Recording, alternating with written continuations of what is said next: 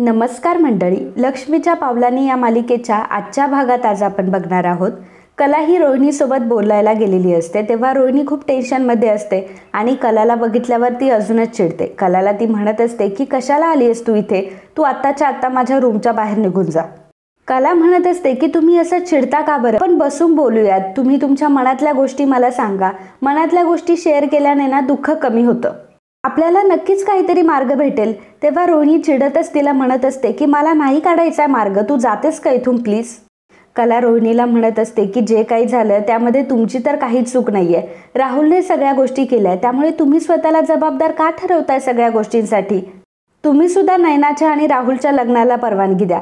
रोहिणीला ती गोष्ट आठवत असते की कलाला अद्वैत सोबत लग्न करण्यासाठी रोहिणीनेच फोर्स केला होता आणि जर कलाने ही गोष्ट सर्वांसमोर सांगितली तर मात्र रोहिणीचं काही खरं नाही. रोहिणीला त्या सगळ्या गोष्टी आठवत असतात. जेव्हा कलाला अद्वैत सोबत लग्न करण्यासाठी फोर्स केला होता तेव्हा सुद्धा कला नाही म्हणत होती, परंतु रोहिणीच्या म्हणण्यानुसार तिने अद्वैतशी लग्न करण्याचा निर्णय घेतला होता.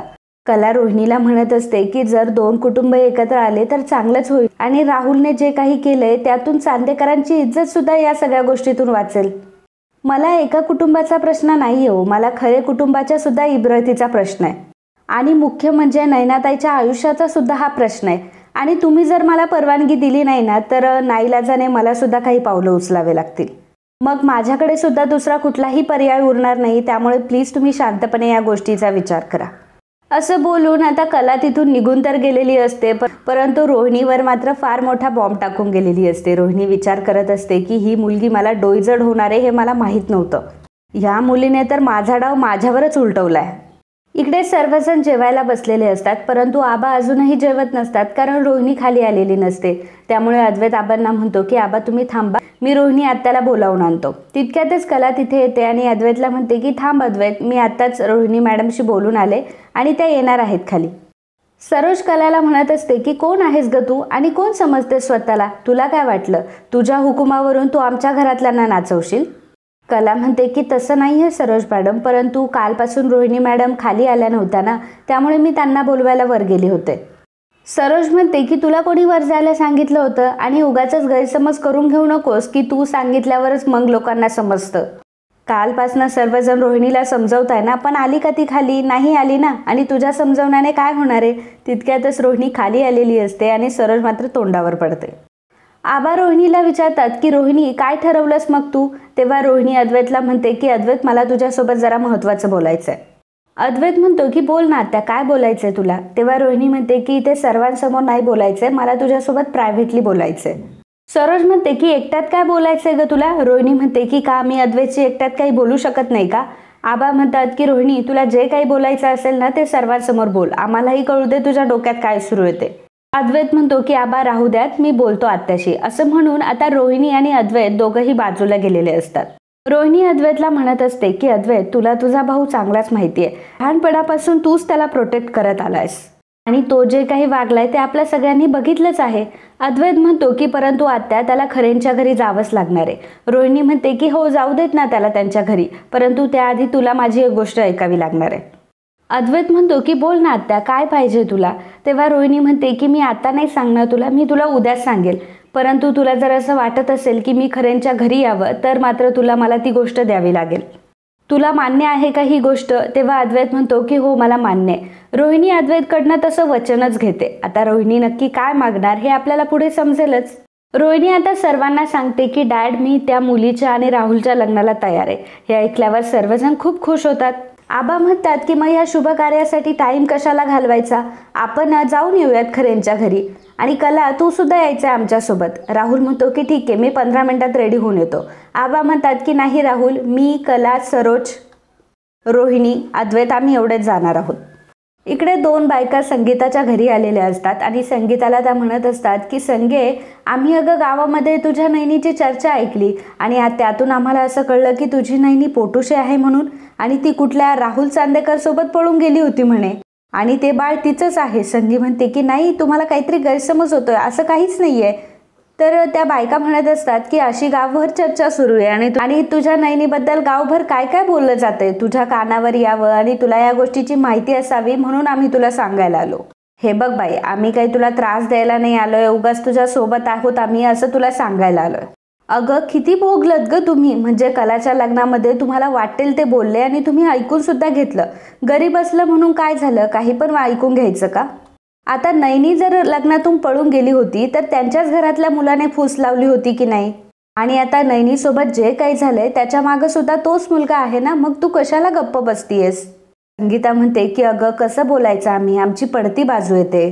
त्या बायका म्हणत असतात की अगं कसली पडती बाजू, तू जाऊन जा विचार त्यांना, इथेच तर चुकतीयस तू. हे बघ, त्यांची श्रीमंती त्यांच्याकडे, आपण आपलं बघायला हवं की नको? आणि या सगळ्यामध्ये आपली कला सुद्धा किती भरडली गेली आहे माहिती आहे ना तुला? तितक्यातच आबा आणि बाकीचे सर्वजण तिथे आलेले असतात आणि म्हणत असतात की येऊ का घरात? आबांना समोर बघितल्यावर संगीता लगेच उठते आणि म्हणते की या ना आबाजी, काही पाणी वगैरे घेणार तुम्ही? आणि असं म्हणून आबांसाठी पाणी आणायला जाते तेव्हा ती बाई म्हणत असते की संगे, पुन्हा तू तीच चूक करते. हा, मी तुला सांगितलं होतं ना चांदेकरांना तुला जाब विचारायचा आहे. आणि आबांना ती डायरेक्टली म्हणत असते, संगीच्या वतीने मी तुमच्याशी बोलते, कारण आमची संगीता तुमच्याशी काही बोलणार नाही. आणि ती बाई आता डायरेक्ट अद्वैतला जाब विचारत असते की लग्नाच्या दिवशी तुम्ही आमच्या कलाला किती बोललात? एवढंच काय, पोलिसांना बोलवायला निघाला होतात, अख्ख्या कोल्हापुरात त्यांची किती बदनामी झाली. तुम्ही मोठी माणसं आहात, सगळं टीव्हीवर दाखवलं, किती टोमणे मारले माहिती आम्हाला. आणि आता हे सगळं घडलंय कोणामुळे घडलंय? तुमच्या भावामुळेच घडलंय ना. मग आता बोलवा ना मीडियाला, आता का गप्प बसलात तुम्ही? आता बाई कशाला ते मीडियाला बोलवतील, मोठ्या माणसांना सगळ्या गोष्टी माप असतात. रोहिणी संगीताला म्हणते की मिसेस खरे काय चाललंय हे सगळं? संगीता त्या बायकांना चूप करत असते तेव्हा त्या बायका म्हणतात की ओ आत्याबाई, संगीताशी काय बोलताय, आमच्याशी बोला ना. तुम्ही सुद्धा एक बाईच आहात ना, कसं वाटलं असेल आमच्या संगीला, याचा तुम्ही एकदा विचार तरी केलात? संगीता त्या बायकांना म्हणत असते की अगं तुम्ही जरा दोघी जणी गप्प बसा, कारण माझी नैनी सुद्धा पळून गेली होती. तेव्हा त्या बायका म्हणत असतात की मग काय झालं, तुझी नैनी पळून गेली होती तर फूस तर यांच्याच मुलांनी लावली होती की नाही? जर नसती लावली तर आज आनंदात नैनी यांच्या घरी नांदत असती ना. अगं मोठ्या घरातली मुलं ही अशीच असतात, आपल्यासारख्यांच्या गरीब मुलींना फसवतात आणि मग घरात असं बंदी बनवून ठेवतात. आणि आबांना ती डायरेक्टली म्हणत असते की त्यावेळी तर तुमचे चांदेकरांचे संस्कार तुम्ही काढत होते, परंतु आता तुमच्या चांदेकरांचंच नाणं खोटं निघालं आबा. तुमच्या पोराने चांगले दिवे लावलेत. हा, आबांना सुद्धा फार वाईट वाटत असतं. त्या बायका मात्र थांबण्याचा नावच घेत नसतात. कला म्हणते की बस झालं, नलू मावशी आणि कल्पना मावशी तुम्ही आतापर्यंत खूप बोललात आणि खूप ऐकलं सगळ्यांनी, पण आता एक शब्द सुद्धा ऐकून घेणार नाही. तुम्ही एवढं सगळं बोललात, परंतु या सगळ्यामध्ये काय फक्त चांदेकरांची चूक नाहीये. त्यातली एक बाई म्हणत असते की अगं एवढं सगळं होऊन सुद्धा कला तू त्यांची बाजू घेतेयस? कला म्हणते की हो मावशी, मी आता चांदेकरांची सून आहे आणि जसं हे घर माझं आहे तसं तेही घर माझं आहे. आणि माझ्या कुठल्याही घराबद्दल कोणीही बोललेलं मी ऐकून घेणार नाही. आणि हो, तुम्ही अद्वैतला तर काही बोलूच नका, कारण जे काही घडलंय, जे काही झालंय त्यामध्ये सगळ्यात जास्त फसवणूक तर त्याचीच झाली आहे. त्याला किती त्रास झालाय तुम्हाला माहिती आहे का? आणि एवढं सगळं बोलून तुम्ही त्यालाच त्रास देताय. तर अद्वैतला सुद्धा विशेष वाटलेलं असतं की ह्या आगाऊ मुलीने माझी साईड कशी काय घेतली. त्या बायका म्हणत असतात की कले, अगं आम्ही तुझ्यासाठी, तुझ्या आईसाठी भांडायला आलो आणि तू तर आम्हालाच बोलायला निघाली आहेस. कला म्हणते की सॉरी काकू, परंतु आता आम्ही एका महत्त्वाच्या विषयावर बोलण्यासाठी इथे आलोय. तुम्ही आता उगाचच गैरसमज करून घेऊ नका, परंतु इथे जर आमच्या घरातलेच असेल तर मला बरं वाटेल. तुम्ही आता जर इथे नाही थांबलात तर बरं होईल, तुम्ही गैरसमज करून घेऊ नका. त्यावरती बाई म्हणत असते की कला, अगं आम्ही तुला लहानपणापासून ओळखतो, आम्ही कशाला गैरसमज करून घेऊ, आणि तू नेहमी दुसऱ्यांच्या भल्याचाच विचार करते, माहिती आहे आम्हाला ही गोष्ट. आणि आबांना ती म्हणत असते की आजोबा, परंतु एक गोष्ट मात्र खरी आहे की आमच्या कलासारखी मुलगी तुम्हाला सून म्हणून मिळाली, त्यामुळे तुमचं नशीब मात्र अगदी लाखात एक सुद्धा सापडणार नाही अशी आमची कला आहे. त्या बायका आता तिथून निघून जातात. तर संगीता आबांना म्हणत असते की आबाजी माफ करावं, म्हणजे त्या बायका काय काय बोलायला लागल्या मला काहीच सुचलं नाही. तुम्ही सर्वजण उभे का आहात, या ना आतमध्ये बसा. सर्वजण आता घरात आलेले असतात आणि बसलेले असतात. रोहिणी म्हणते की आल्यापासून मला खूप उकडत होतं आणि मला खूप गरम होत होतं. कला म्हणते की मी पाणी घेऊन येऊ का रोहिणी मॅडम तुमच्यासाठी? रोहिणी म्हणते की नाही कला, तू बस, मी स्वतःच जाऊन घेऊन येते.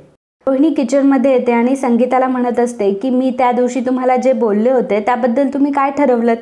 आणि तुम्हाला आठवत नसेल, परंतु आज जर तुम्हाला आबांनी प्रश्न विचारला की नैनाच्या आणि राहुलच्या लग्नाबद्दल तुम्ही काय ठरवलंय, तेव्हा मात्र तुम्ही नाही उत्तर द्यायचंय, तुम्ही लग्नासाठी विरोध करायचा आहे. संगीता म्हणते की हो, मी असं का बरं करायचं?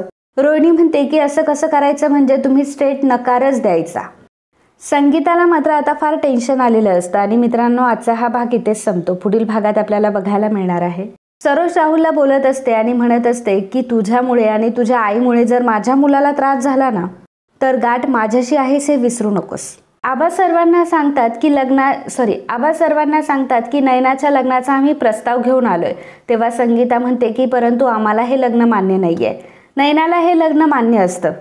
नयना आता डायरेक्टली बोलायला सुरुवात करत असते की मम्मा, तू तर काही बोलूच नको आणि तुला लग्नाला नाही म्हणायचं असेल तर नको म्हणू आणि सारखी माझी चूक काय लावलं हे सर्व. आता तर मी राहुलशीच लग्न करणार आणि त्यांच्या घरी लग्न करून जाणार म्हणजे जाणार. तर आता रोहिणीला सुद्धा फार राग आलेला असतो. तर मित्रांनो, असेच लक्ष्मीच्या पावलांनी या मालिकेचे डेली अपडेट बघण्यासाठी आत्ताच आपल्या चॅनलला सबस्क्राईब करा आणि हा व्हिडिओ तुम्हाला आवडला असेल तर व्हिडिओला लाईक आणि कमेंट करायला विसरू नका. धन्यवाद.